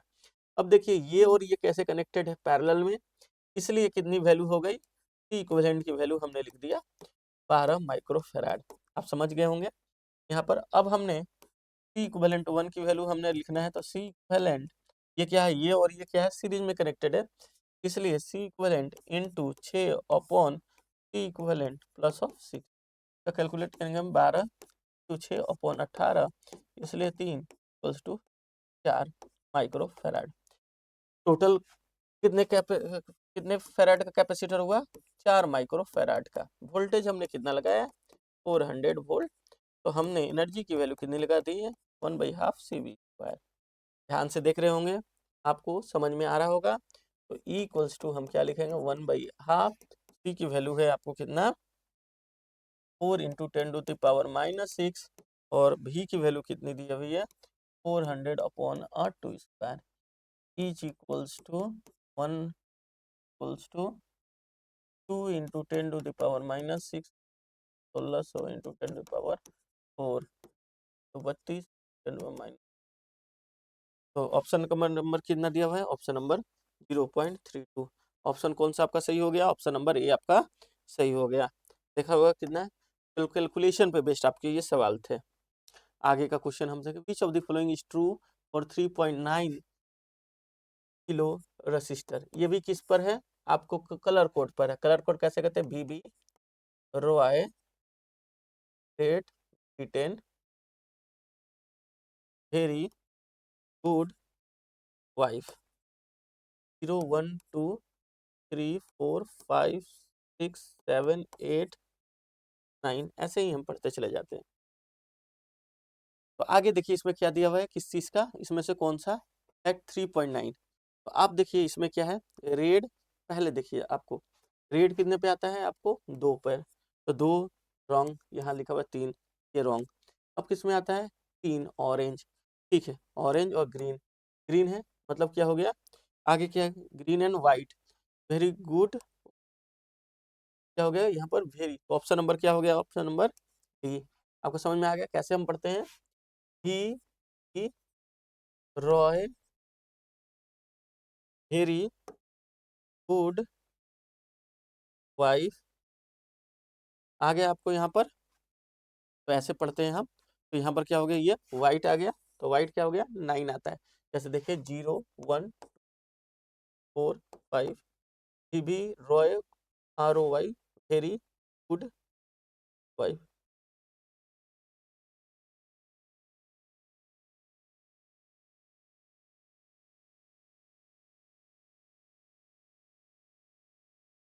यहाँ पर वेरी, यहाँ पर मिस्टेक यहाँ पर है, आपको ये मालूम होना चाहिए, यहाँ पर है जैसे भी ROY great Britain very good wife. 0 1 2 4 5 6 7 8 9, तो 9 यहाँ पर मैच कर रहा है। यहाँ पर क्या है, ऑरेंज में कितना आ गया आपको 3, ये क्या है 9 आ गया, इसलिए 3 और 9 किस में आ रहा है, ऑप्शन नंबर डी में आ रहा है, इसलिए ये ऑप्शन नंबर आपका क्या हो गया, डी आपका सही हो गया। आपको याद करना है, कलर कोडिंग में जब भी सवाल आता है तो एक ही फॉर्मूला याद आता है, BB Roy Great Britain very good white. BB मतलब black brown, Roy ROY red orange yellow, BB Roy Great Britain, G for great, B Britain, B for Britain, very, B for very, G for good, W for wife. ऐसे ही आपको हमेशा याद करके रखना है, और इस सिलसिले में हम तैयार करके रखेंगे तो हम का हमारा आंसर जो है याद होगा। तो हमेशा याद रखिए, कलर कोडिंग के जो सवाल आते हैं, कलर कोडिंग के सवाल में हमेशा हमको याद रखना है BB Roy Great Britain very good wife. BB Roy Great Britain very good wife को हम रखेंगे तो हमारा ऑप्शन जो है आसानी से मिल जाएगा। 2 तरीके के सवाल पूछते हैं, या तो उसमें दे दिया हुआ है, जैसे नंबर दे दिया 3.9 इंटू 10⁻³ पूछ रहा है कि इसमें से कौन सा कलर होंगे, या तो कलर दे करके पूछा जा रहा है कि बताइए इसमें कितना रेसिस्टेंस की वैल्यू है। तो 2 तरीके के सवाल को पूछे जाते हैं यहाँ पर, पहला कि यदि नंबर दे दे, और दूसरा आपको कलर दे करके नंबर पूछे। तो आपको ध्यान देखना है, ये दोनों तरीके से आपको सॉल्व करना है। कुछ क्वेश्चन ऑप्शन से सॉल्व हो जाते हैं, और कुछ को आपको आपको वी रॉय को रख करके आपको सॉल्व करना पड़ता है। ऐसे ये सवाल बहुत ही आसान होते हैं। आगे का क्वेश्चन को रखते हैं, sampling resistance is made of which material. तो ये मेमोरी बेस्ड क्वेश्चन है, इसका ऑप्शन आपको होता है यहाँ पर मैग्नीट और copper. Alloy of मैग्नीन and copper से मिल करके आपको ये सैम्पलिंग रेसिस्टेंस आपको बना करता है। आपने रेसिस्टेंस, आपने जब मेजरमेंट पढ़ रहे होंगे, और मेजरमेंट में जब भी मल्टीप्लिकेशन मल्टीप्लायर में पढ़ रहे होंगे, वहाँ पर एमीटर के केस में और वोल्ट मीटर के केस में, तो हमेशा आप सैम्पलिंग रेसिस्टेंस को देखते होंगे। और सैम्पलिंग रेसिस्टेंस का यह पूछा है कि किससे मिलकर बना करता है, तो आपको एलॉय ऑफ मैग्नीन एंड कॉपर, ये किससे मिलकर बनता है, एलॉय और मैग्नीन और कॉपर से मिलकर के ये बना करता है। आगे प्रश्न देखिए, आगे का प्रश्न है आपको, ये प्रश्न है आपको, यहाँ कैपेसिटर दी हुई है और पूछ रहा है what is the equivalent capacitance. क्या पूछ रहा है, इक्विवेलेंट कैपेसिटेंस की वैल्यू क्या होगी। ये RRB इलाहाबाद में JEE 2010 में पूछे गए हैं। कब पूछे गए हैं, 2010 में आपको RRB इलाहाबाद में पूछे गए हैं। देखिए यहाँ पर क्या है, 2 कैपेसिटर लिखा हुआ है, कितनी है 20 और 30, दोनों पैरेलल में है तो इक्विवेलेंट की वैल्यू क्या हो गई 20 30 upon 20 plus of 10 upon 50 equals to क्या 12 माइक्रो फैराड। आ गया ना। अब देखिए इसके साथ ये पैरेलल में है तो सी इक्विवेलेंट 1 की वैल्यू कितनी आ गई आपको 20 प्लस 12 इक्वल्स टू कितना आ गया 32 माइक्रो फैराड। आ गया समझ में। अब ये दोनों क्या है आपको सीरीज में कनेक्टेड है। C4 और C5 आपको कैसे है तो इसलिए इक्विवेलेंट आपको 2 निकालें C4 और C5 सीरीज में है तो 10 अपॉन 10 इंटू 10 अपॉन 10 प्लस 10 की वैल्यू कितनी आ गई 5 माइक्रो फैराड आ गया। तो आपने क्या देखा जब इसको और इसको किया तो टोटल आया 32 और इसको इसको आपने किया तो कितनी आई सीरीज में 5 माइक्रो फैराड। तो अब आपको निकालना है सी इक्विवेलेंट 3 और ये आएगा 32 इंटू 5 अपॉन 32 प्लस ऑफ 5 इसकी आ गई 5 दूनी के 10 5 या 15 116 और ये आ गया 37। तो 160 को आपने जब 37 से डिवाइड किया तो 37 इंटू 5 कितना आता है 33 इंटू 4 होता है 7 चौक 28 और 7 3 12 और 2 14 4। तो ऑप्शन नंबर क्या है 4 तो 148 और यहाँ आया 12 120 4 120 मतलब 37 इंटू 3 37 4.32। तो आंसर कितना आ गया 4.32। ये क्वेश्चन क्या है क्वेश्चन बहुत ही सरल सवाल है लेकिन उसमें क्या है कैलकुलेशन है। सीरीज दिया हुआ है दोनों फिर उसके बाद पैरेलल फिर सीरीज तो ऐसे सवाल आपको दिए जाते हैं और इस सवाल में आपका क्या होता है कैलकुलेशन कितने फास्ट है। आप कैलकुलेशन तो रखते ही हैं साथ में एक्यूरेसी कितना रखते हैं आपका एक्यूरेसी कितना है और सवाल आप कितने एक्यूरेसी के साथ लगा रहे हैं ये भी बहुत बड़ा मायने रखते हैं। कभी कभी क्या होता है कि हम सवाल तो बनाते हैं लेकिन हमारी एक्यूरेसी क्या होती है नहीं रह पाती है। तो हमेशा कैलकुलेशन हमें ध्यान में रखना है एक्यूरेसी को भी हमें ध्यान में रखते जाना है। तो हमेशा आपको एक्यूरेसी को ध्यान में रखते हुए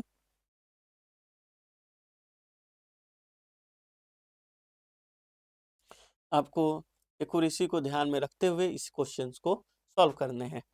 आगे देखिए विच of the following is the correct expression for capacitance of A parallel plate capacitor. क्या पूछ रहा है capacitance of A parallel plate capacitor.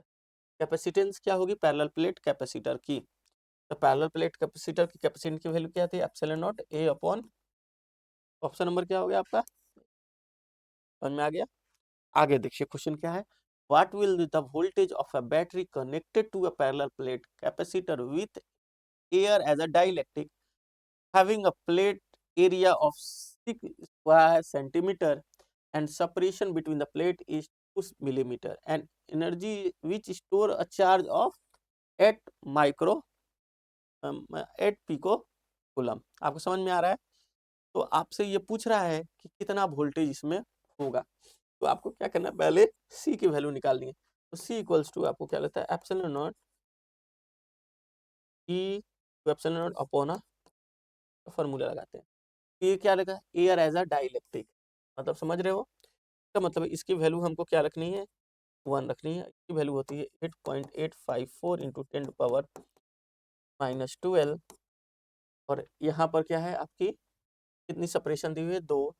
तो यहाँ हम एरिया कितना दिया हुआ है आपका 6 दिया हुआ है तो 6 इंटू सेंटीमीटर स्क्वायर सेंटीमीटर तो 10⁻⁻4 लिखेंगे और यहाँ पर डी की वैल्यू लिखेंगे 2 इंटू 10⁻⁻।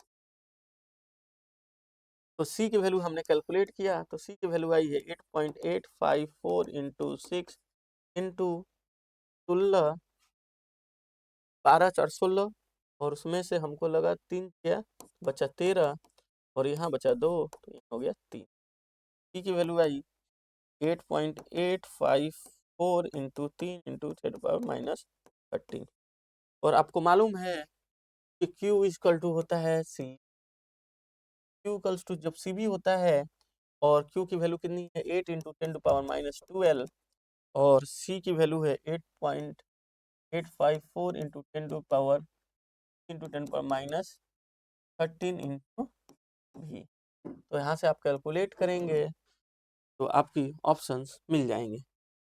तो तो मेरे प्यारे दोस्तों आज के क्लास को हम यहीं तक रखते हैं। आगे इसके बाद हम प्रश्नों को करेंगे। आज आपको प्रश्नों को समझ में आया होगा। जो भी डाउट होगा अगले क्लास में आप मुझे कमेंट्स में लिख करके दे सकते हैं। इससे और बेहतर हम सॉल्यूशन देने का कोशिश करेंगे। इससे बेहतर और कैसे प्रश्न पूछे जा सकते हैं, कैसे ट्रिकी प्रश्न पूछे जा सकते हैं, कैसे इसे सॉल्व किया जा सकता है, कैसे-कैसे प्रश्न इसमें पूछे जा सकते हैं, कैसे-कैसे प्रश्न इसमें बन सकते हैं। ये सारे सवालों को हम इसमें जाकर के हमें देखना है। कैसे हमें सवालों को बनाना है, कैसे सवालों को हम बना सकते हैं, कैसे सवाल इसमें आ सकते हैं। ये सारे सवाल का आपके पास में ऑप्शन होना चाहिए। ये सारे सवाल आपको आने चाहिए कि खुद से वो पता कर सके कि कैसे-कैसे सवाल इसमें आते हैं।